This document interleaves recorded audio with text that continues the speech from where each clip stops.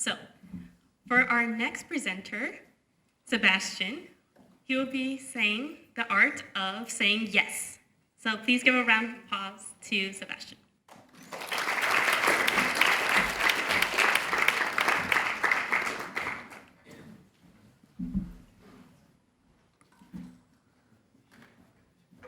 Wow. I'm standing here, and it's a big crowd. It's a lot bigger than I thought it would be, to be honest. And I'm kind of flabbergasted. I won't have any slides, by the way. It's just going to be me up here talking. Well, you know, I've been preparing this talk. I've been practicing it dozens of times. And you mentally prepare yourself that you're going to be the center of attention. Everyone's going to be looking at you. But then you step up here, and you get nervous. You know, I can feel my heart beating. Boom, boom, boom. You know, and it's somewhat uncomfortable. It's good, but it's uncomfortable. Now, if you were to ask me to evaluate myself, what kind of speaker I am, how good I am at this, I would say, yeah, I'm a decent speaker. I never had any issues presenting any kind of content in front of class, in university or whatsoever. But then again, I also never had to present anything in front of a crowd this size. And it's scary. It's scary. It's scary at least for the very first minute or two, because you're not used to this. My point is, I knew this was going to be uncomfortable. I knew that for the very first few seconds up here, I wouldn't know what was going to happen. But eventually, with every single second, I can feel how I'm getting more comfortable up here. And you can maybe see it as well. You know, I'm getting more confident. My posture is improving. And eventually, I can start, you know. And this is exactly what I want to talk about. Being uncomfortable in a situation, but then also seeking this discomfort, actually going for it, actually pursuing the unknown and saying yes in a situation where usually you would say no.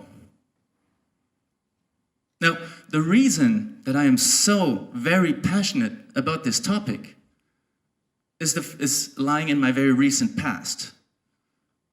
In this crowd here, I see a lot of familiar faces, and those of you who know me since more than a year know that in the past year, my life, and specifically my appearance, has changed dramatically. And for those of you who don't know me since then, let me fill you in. In the past 10 months, I lost 60 kilograms.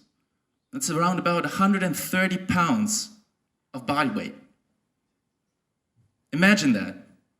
That's basically a whole person that you're carrying on your shoulders every single second, every single day of your life. Now, I've been struggling with overweight all my life. I can tell you that. I can be very honest about that. But a year ago, I hit my absolute peak in terms of my body weight, you know. It was never that bad. And I felt uncomfortable. I felt absolutely uncomfortable. And it's funny because 2 minutes ago, I was also talking about feeling uncomfortable already. But that was different because it was the bad kind. It was the kind of discomfort that changes a person. You know, usually I'm a guy who's very optimistic, who goes for things, who can be very enthusiastic. But this overweight took that all away from me and made me a different person.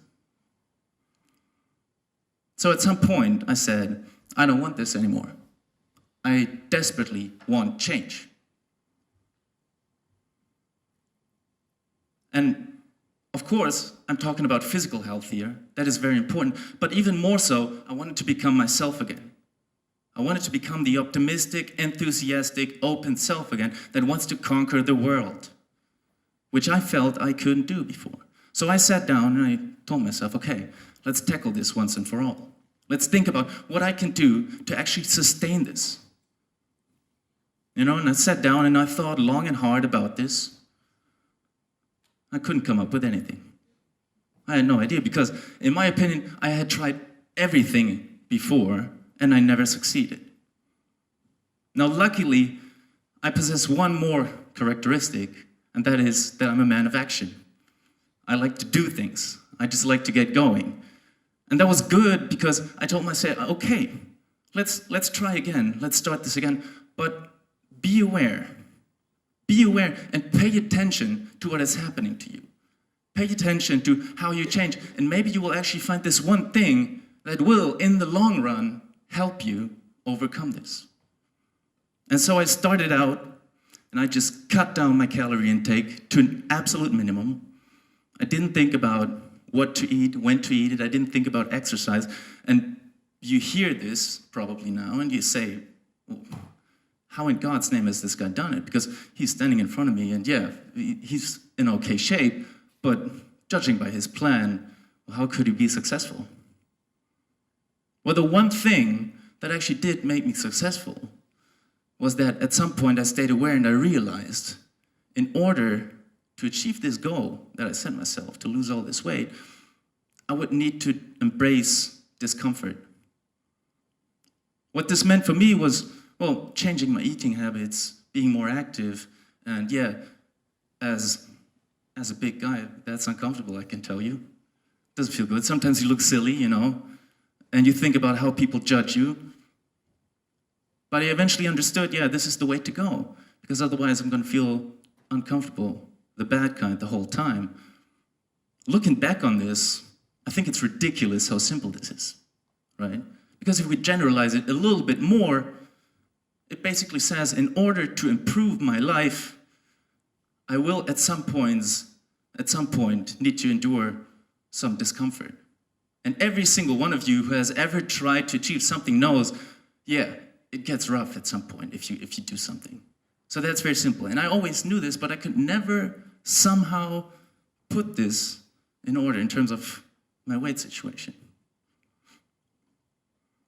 Now, what I didn't know was that once I actually do embrace discomfort and I work through this and I come out on top, I manage to beat this challenge, well then this is a huge boost of confidence. Suddenly you become so powerful and you really start to thrive off this discomfort. You can really work with it.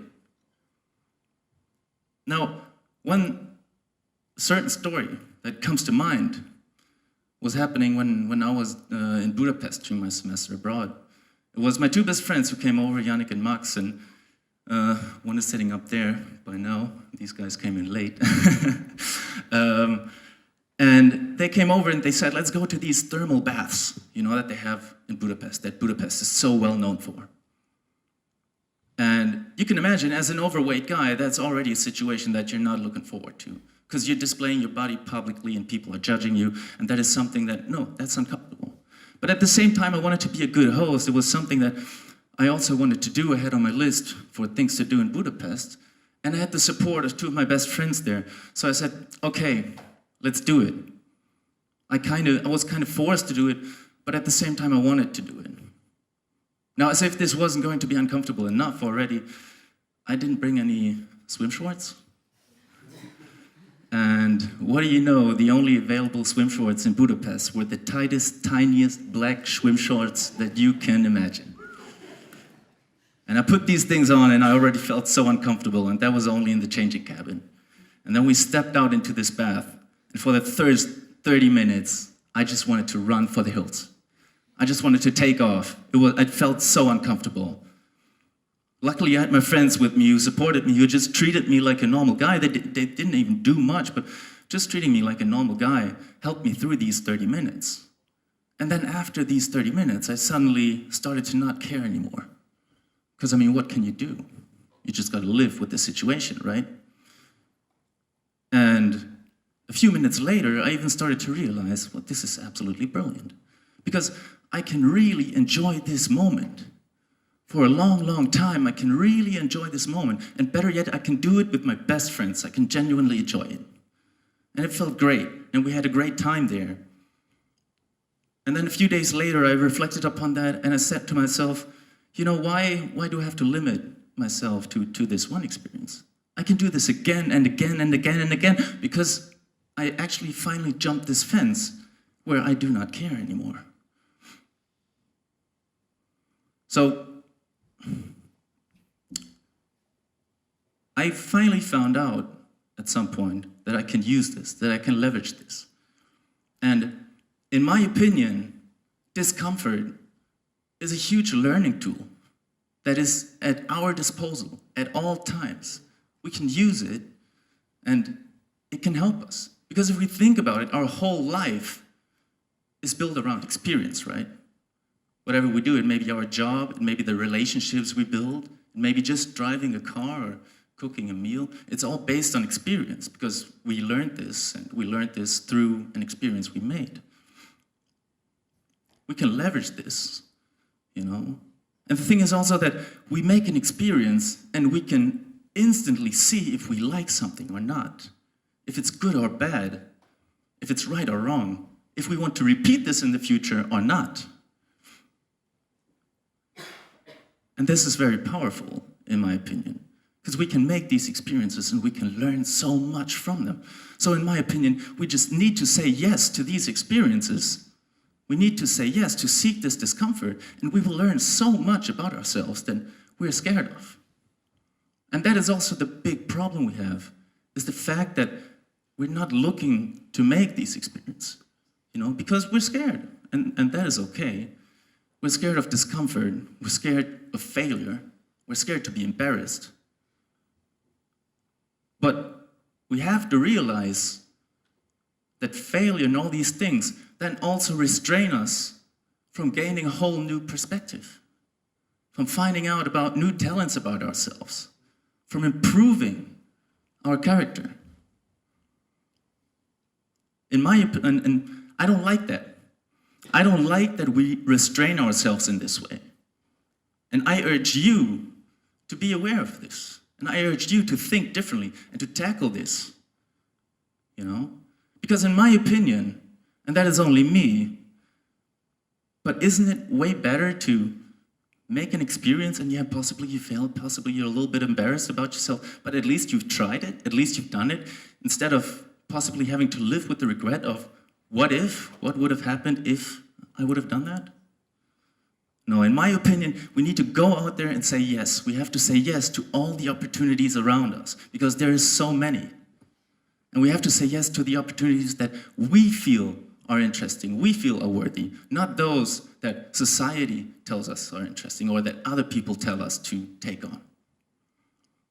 We need to embrace this discomfort, step out of our comfort zone, and in the end, the reward that we receive for doing this will be outweighing the risk.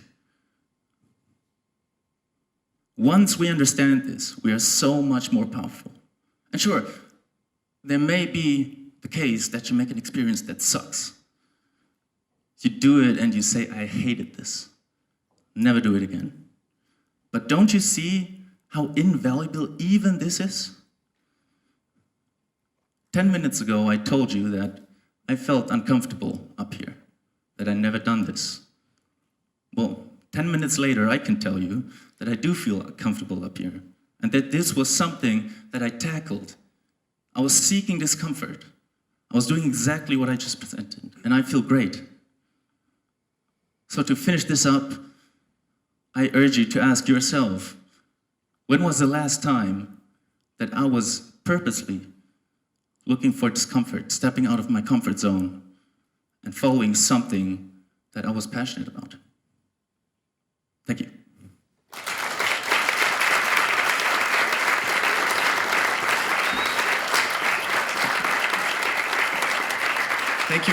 Thank you very much for that speech. It was very inspirational, and I can answer to that question right now, man.